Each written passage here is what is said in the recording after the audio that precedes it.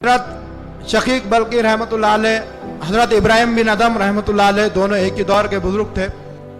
तो हजरत इब्राहिम बिन अदम के पास हजरत शकीक बल्कि आए और कहा, मैं एक तिजारती सफ़र पे जा रहा हूँ, कुछ अरसे के लिए, मैं जाने से पहले आपसे मुलाकात करने के लिए आया हूँ। हजरत इब्राहिम बिन अदम ने उन्हें दुआएं दी और रवाना किया। लेकिन बहुत कुछ ही अरसे के बाद में जब हजरत इब्राहिम बिन अदम को हजरत शकीक बल्कि रहमतुल्लाह अलैह मस्जिद के अंदर दिखाई दिए तो उन्होंने पूछा, आप नहीं गए?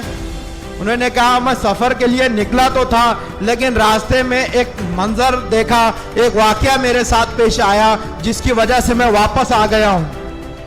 एक चिड़िया है, वो चिड़िया अपने परों से माजूर थी, वो जख्मी चिड़िया थी, वो पड़ी हुई थी जमीन पे।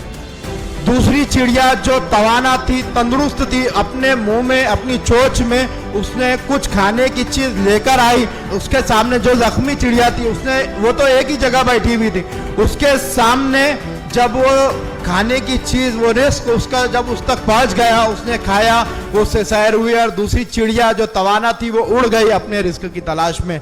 तो मेरे दिल में ये बात आई कि जब अल्लाह रब्बुल इज्जत उस माज़िर और वो कमजोर चिड़िया को एक जगह बैठे हुए अगर रिस्क दे सकता है, तो फिर मुझे इसके लिए मशक्क़त करने की और भाग दौड़ करने की जरूरत क्या है?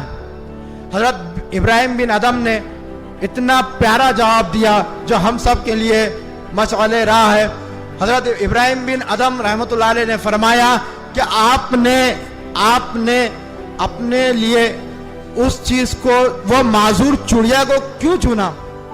आपने अपने लिए उस तवाना और परों वाली चिड़िया का इंतखाब क्यों ना किया कि मैं उस जैसा बनूंगा, कि मैं वो तवाना चिड़िया जो खुद का भी रिस्क तलाश करके खुद का रिस्क भी खा रही है और जो कमजोर है, जो जरूरतमंद है, उन तक भी उसका रिस्क पहुंचा रही है।